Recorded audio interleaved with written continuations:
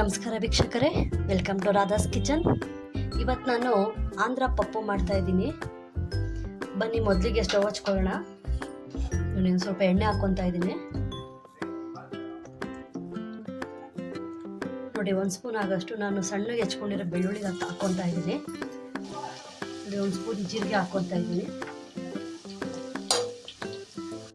ನೋಡಿ, 1 ಬಟ್ಲು ಈರುಳ್ಳಿ ಹಾಕ್ಕೊಂಡಿದ್ದೀನಿ. 2 ನಿಮಿಷ ಫ್ರೈ ಮಾಡ್ಕೊಳ್ಳೋಣ.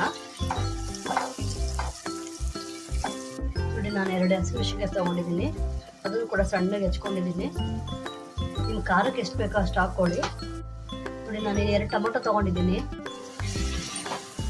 ಕಲಿಸ್ಕೊಳ್ಳೋಣ. ನೋಡಿ, ಇಲ್ಲಿ ನಾನು ಒಂದು ಅರ್ಧ ಸ್ಪೂನ್ ಆಗಷ್ಟು ಉಪ್ಪು ಹಾಕ್ಕೊತಾ ಇದ್ದೀನಿ. ಒಂದು ಅರ್ಧ ಸ್ಪೂನಷ್ಟು ಅರಿಶಿನ ಪುಡಿ. ನೋಡಿ, ನಾನು ಇಲ್ಲಿ 1 ಕಟ್ ಆಗಷ್ಟು ಪಾಲಕ್ ಸೊಪ್ಪನ್ನ ಹೆಚ್ಕೊಂಡಿದ್ದೀನಿ ಸಣ್ಣಗೆ. ಇದನ್ನು ಹಾಕ್ಕೊತಾ ಇದ್ದೀನಿ.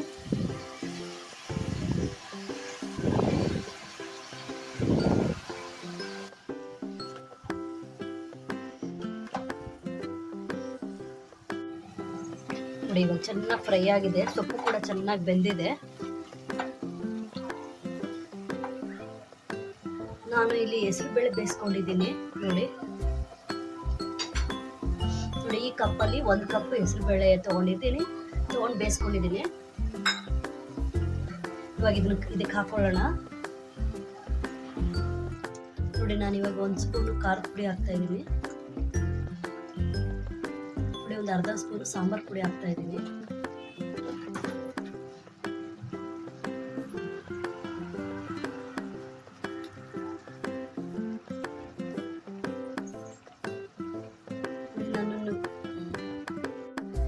ನಾನು ಹೆಸರು ಬೇಳೆ ನೀರು ತೆಗೆದಿಟ್ಕೊಂಡಿದ್ದೆ.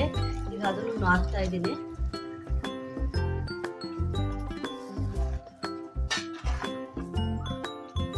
ಇವಾಗ ತಟ್ಟೆ ಮುಚ್ಚಿ 5 ನಿಮಿಷ ಲೋ ಫ್ಲೇಮಲ್ಲಿ ಇಡೋಣ.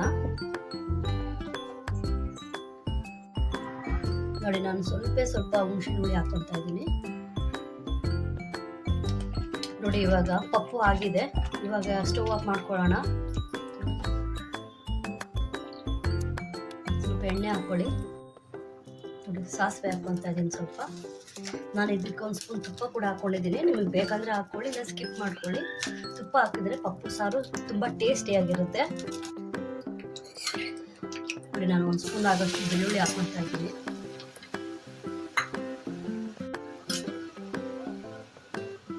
ನಾನು 1 ಈರುಳ್ಳಿ ತೊಗೊಂಡಿದ್ದೀನಿ ಒಗ್ಗರಣೆಗೆ.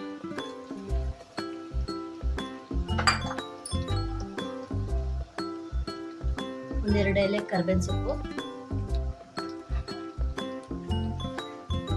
ಒಣಮೆಣಸಿನ್ಕಾಯಿ ತಗೊಂಡಿದ್ದೀನಿ.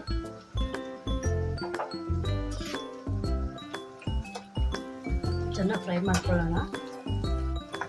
ನೋಡಿ, ಫ್ರೈ ಆಗಿದೆ. ಸ್ಟವ್ ಆಫ್ ಮಾಡ್ಕೊಳ್ಳೋಣ. ನೋಡಿ, ಇವಾಗ ಇದಕ್ಕೆ ಮಿಕ್ಸ್ ಮಾಡ್ಕೊಳ್ಳೋಣ.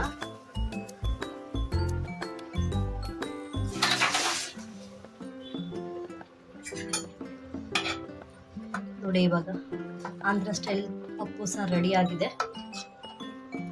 ನೋಡಿ, ಇವಾಗ ಆಂಧ್ರ ಸ್ಟೈಲ್ ಪಪ್ಪು ಸಾಂಬಾರು ರೆಡಿ ಆಗಿದೆ. ನನ್ನ ಚಾನಲ್ ಇಷ್ಟ ಆದರೆ ಲೈಕ್ ಮಾಡಿ, ಶೇರ್ ಮಾಡಿ, ಸಬ್ಸ್ಕ್ರೈಬ್ ಮಾಡಿ.